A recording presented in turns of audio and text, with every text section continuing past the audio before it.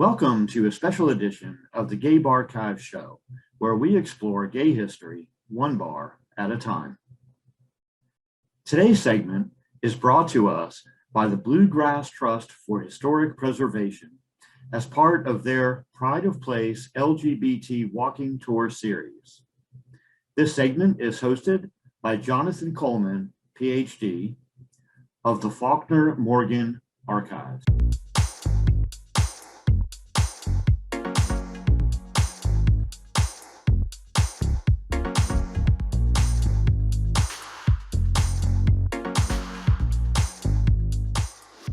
Hi everyone, and welcome to the Bluegrass Trust Detour for the month of June 2021.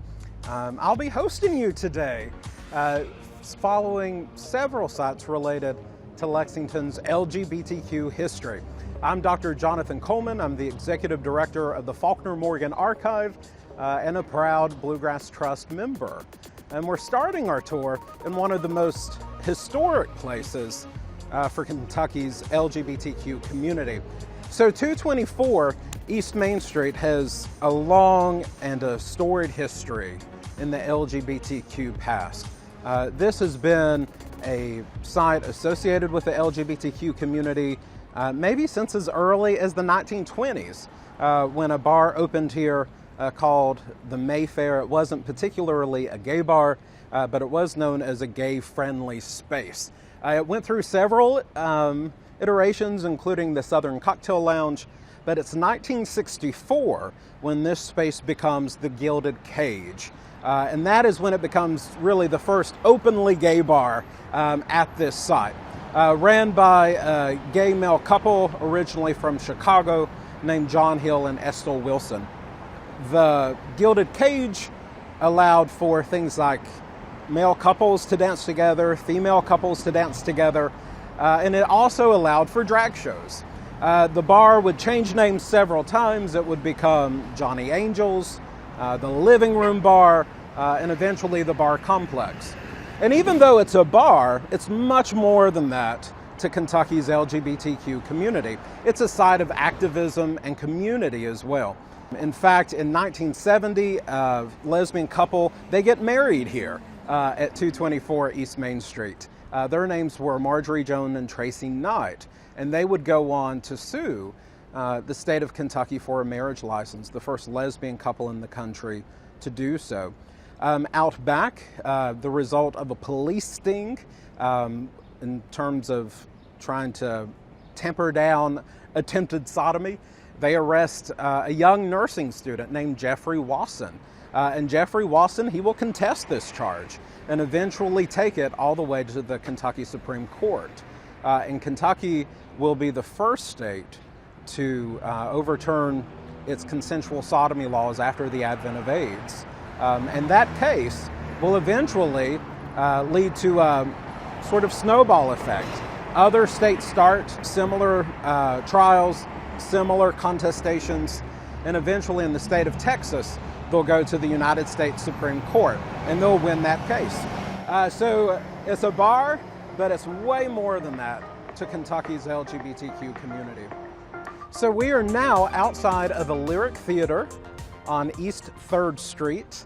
And this was built during a time of segregation. This was Lexington's black movie house and performance space.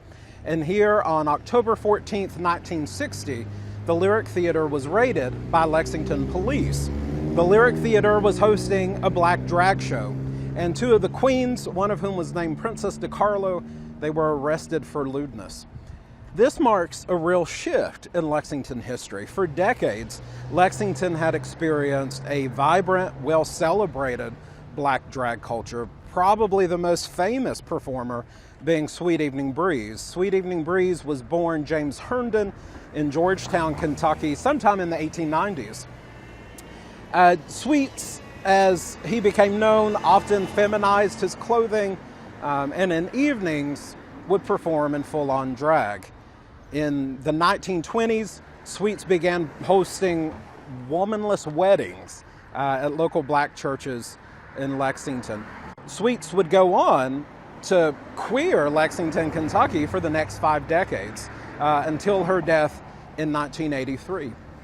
In 2017, the Lyric Theater, for the first time in 57 years, hosted a drag show thanks to Bluegrass Black Pride, a great LGBTQ nonprofit here in Lexington. Lots of Lexingtonians alive today still remember Sweets, and remember Sweets fondly and in a multitude of different ways. And Sweets is also mysterious. You know, if Sweets was alive today, how would Sweets identify? Sweets might identify as transgendered, but of course those weren't identities that necessarily existed in the way they do today. I personally, when talking about Sweets, will mix up my pronouns. Sometimes I call Sweets he, sometimes I call Sweets she.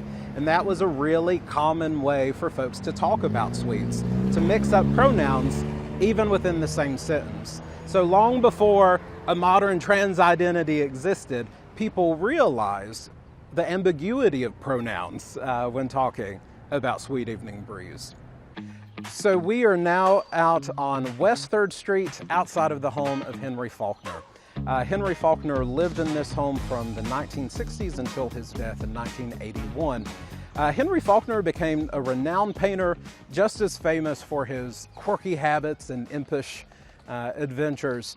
An orphan from eastern Kentucky, Henry was, from a very early age, very open about his sexuality. And this often came with a great price. He was arrested numerous times, imprisoned in psychiatric hospitals, and in fact this house would be raided by the Lexington police as well.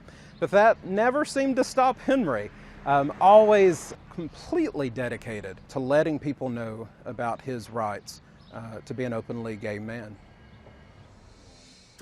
We're now outside of 472 West 2nd Street, and this late 19th century home in 1970 became home to the Lexington Women's Commune.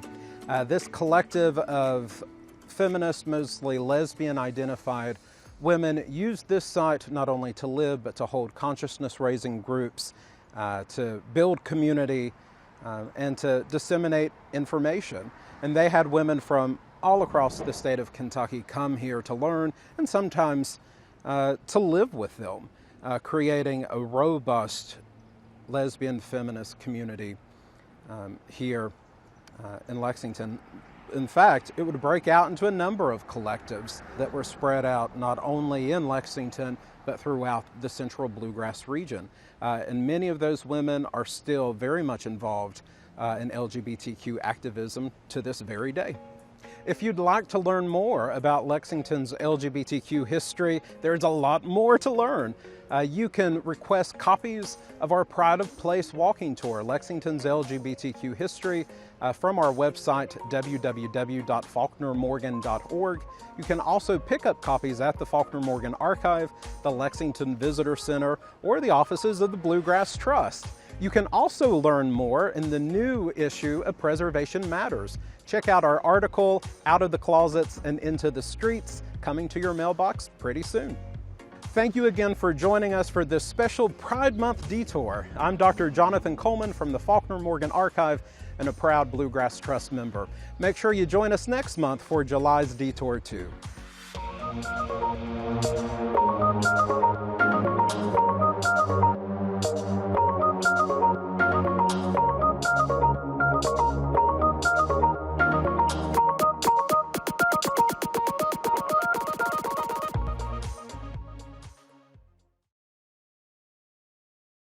And that concludes another segment of the Gabe Archives podcast. You can find more podcasts at gabearchives.com/podcast. We also have more information about this podcast and links to the other podcasts we have completed. We hope you enjoy your trip down memory lane.